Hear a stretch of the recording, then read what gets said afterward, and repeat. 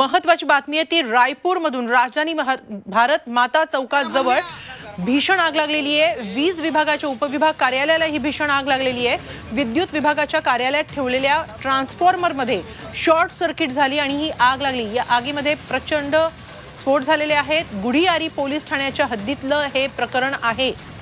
आताची महत्त्वाची बातमी पाहतो आहोत। अग्निशमन दलाकडून ही आग विझवण्याचे कसोशीने प्रयत्न सुरू आहेत, मात्र आगीने रौद्र रूप धारण केलेले आहे। ट्रान्सफॉर्मरमध्ये शॉर्ट सर्किटची माहिती मिळतीये। भारत माता चौकाजवळ भीषण आग लागलेली आहे। वीज विभागाच्या उपविभाग कार्यालयाला ही भीषण आग लागलेली आहे। विद्युत विभागाच्या कार्यालयात ठेवलेल्या ट्रान्सफॉर्मरमध्ये शॉर्ट सर्किट झाल्याने आग लागलेली आहे। प्रचंड आगीत स्फोटही झालेले आहेत। गुढीयारी पोलीस ठाण्याच्या हद्दीतलं हे प्रकरण आहे।